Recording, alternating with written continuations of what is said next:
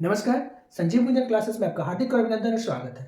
आज हम लोग चर्चा करते हैं स्थानांतरण प्रक्रिया में कहाँ तक कार्य आगे बढ़ चुका है और अभी किन किन परिस्थितियों से और समस्याओं के साथ हमें जूझना पड़ेगा स्थानांतरण लेने के लिए। तो चलिए देखते हैं, हम लोग सचिवालय सूत्र से यह जानकारी प्राप्त हुई है कि स्थानांतरण की प्रक्रिया कैसे होगी। सचिवालय द्वारा हमें प्राप्त जानकारी के अनुसार प्राप्त चला है, शिक्षा विभाग और एसीएस महोदय द्वारा शिक्षक स्थानांतरण की प्रक्रिया सचिवालय सूत्र के द्वारा पता चला है कि कौन कौन सी प्रक्रिया होगी। तो नंबर 1 हम लोग देखते हैं कि आवेदन करने वाले सभी शिक्षकों का होगा स्थानांतरण, यानी जितने भी शिक्षक ई शिक्षा कोर्स से आवेदन किए हैं स्थानांतरण के लिए, उन सभी शिक्षकों का स्थानांतरण किया जाएगा। ये पहली प्रायोरिटी है कि जितने लोगों ने स्थानांतरण के लिए फॉर्म अप्लाई किए हैं सभी का स्थानांतरण होगा। दूसरी बात सामने आई है सचिवालय सूत्र से कि विद्यालय आवंटन का कार्य पूरा हो चुका है, यानी कि स्कूल अलॉटमेंट होना शुरू का कार्य लगभग पूरा हो चुका है। सभी शिक्षकों के आवेदन के विकल्प के आधार पर स्कूल का अलॉटमेंट होने का काम लगभग पूरा हो चुका है, यानी विद्यालय आवंटन का कार्य पूरा हो गया है। वहीं पर तीसरी प्रक्रिया है कि 29 दिसंबर तक यानी रविवार तक सभी स्थानांतरण की प्रक्रिया पूर्ण कर ली जाएगी। जितना भी प्रक्रिया है स्क्रूटनी के साथ साथ अलॉटमेंट ऑफ स्कूल, ये सारी प्रक्रिया पूर्ण कर ली जाएगी।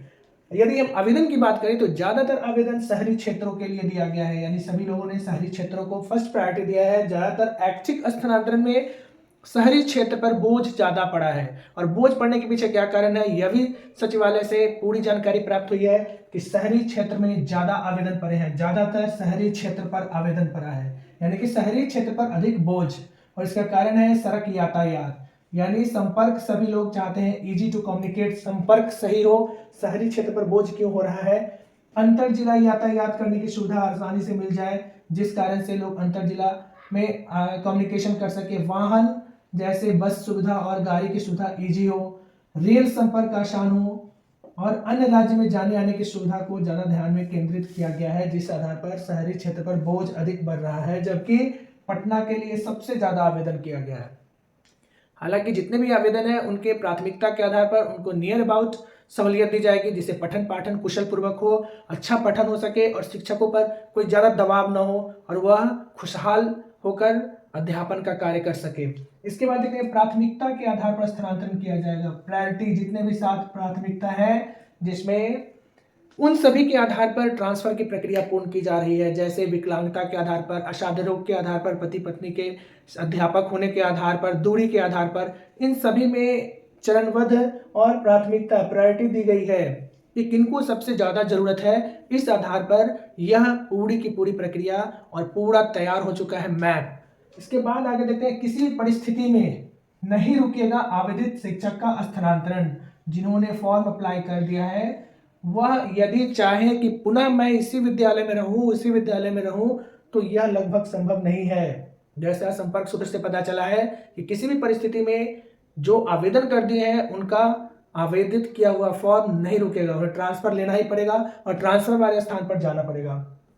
इसके साथ ही एक ज्वलंत आ रहा है सामने कि ई शिक्षा कोर्स को अपडेट किया जा रहा है, जिस कारण अभी अटेंडेंस बनाने में भी कुछ परेशानी हो रही है, क्योंकि यह अपडेट हो रहा है। ई शिक्षा कोर्स अपडेट हो रहा है, जिस कारण से सारी नोटिफिकेशन, सारी सूचनाएं, स्थानांतरण संबंधी सूचनाएं, आपको मिलने वाली सारी जानकारी आपके ई शिक्षा कोर्स पर मिलेगा। इसलिए इसका अपडेट होना भी अब तय हो गया है, अपडेट हो रहा है। आप लोग इसे अपडेट करेंगे, जिसके आधार पर आपको सारी सूचनाएं ट्रांसफर संबंधी ई शिक्षा कोर्स पर मिलेगी।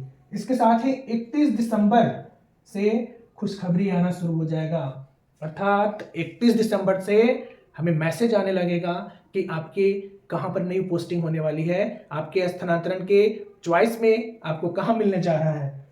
इसके साथ ही हम लोग देखते हैं कि 1 से 5 जनवरी तक मैसेज लगभग कंप्लीट, 1 से 5 जनवरी तक मैसेज आना आरंभ हो जाएगा, मैसेज आएगा। यह करंट न्यूज आया है, आज का ये करंट न्यूज है, आज 27 का करंट न्यूज है कि 1 से 5 जनवरी के बीच मैसेज आना शुरू हो जाएगा और 15 तक, यह समय निर्धारण 15 तक विद्यालय में योगदान की गई है। इसका मुख्य कारण क्या है कि अब विशिष्ट शिक्षक भी एक साथ ट्रांसफर लेंगे। विशिष्ट शिक्षक के ट्रांसफर की प्रक्रिया भी एक साथ होगी, जैसा कि एसीएस महोदय ने बताया है, वो भी एक साथ ट्रांसफर लेंगे, जिस कारण से 15 जनवरी तक एक्सटेंड किया गया है, बढ़ाया गया है कि दोनों एक साथ ट्रांसफर की प्रक्रिया ले। इसके साथ ही यदि हम लोग देखें कि विशेष ध्यान क्या दिया गया है, अनुपात। ट्रांसफर में विशेष ध्यान दिया गया है छात्र शिक्षक अनुपात के आधार पर पोस्टिंग, यानी जितना यदि शहरी क्षेत्र में अधिक संख्या है छात्रों की तो वहां अधिक स्टाफ जाएंगे और वहां पर विषयवार ज्यादा स्टाफ जाने की संभावना बन रही है, यानी छात्र शिक्षक के रेशियो पर भी ध्यान दिया जा रहा है। इसके साथ ही एक और नया नियम आ रहा है कि किसी भी नगर परिषद में या नगर में नगर निकाय या जो भी नगर है या फिर ब्लॉक है, शहरी क्षेत्र है, जहां पर उसके अंदर भी डेपुटेशन की प्रक्रिया के पर भी नया चल रहा रुझान, अध्यापन कार्य बाधित न हो, इसलिए ब्लॉक के अंदर या फिर जिला के अंदर आवश्यकता के आधार पर शिक्षकों को एक विद्यालय से दूसरे विद्यालय में डेपुटेशन कर बेहतर अध्यापन का कार्य करने के पीछे भी योजनाएं चल रही हैं। इन सारे कार्यों के साथ ही हमें एक नई आधारशिला के आधार पर यह स्थानांतरण का कार्य संपन्न होने जा रहा है, जहां पर सभी शिक्षकों की सुविधा एवं विकल्प पर विशेष ध्यान दिया जा रहा है। सभी की सुविधाओं एवं शिक्षण व्यवस्था पर विशेष ध्यान देकर के ट्रांसफर का लाभ मिले और सभी खुश हो, अपने विकल्प के आधार पर नए विद्यालय में जाएं और खुशनुमा माहौल में अच्छा अध्यापन कार्य करें। इन सारी सुविधाओं के साथ हम यह भी देख रहे हैं कि शिक्षा विभाग के अंदर ये सारी प्रक्रिया के साथ चरणबद्ध स्थानांतरण का कार्य रोड मैप तैयार हो चुका है। इसके साथ ही एक नया आपके सामने न्यूज दे रहा हूँ, टीआरई पीजीटी का सभी रिजल्ट अनाउंसमेंट किया जा चुका है, जिसका कट ऑफ भी जारी हो गया है।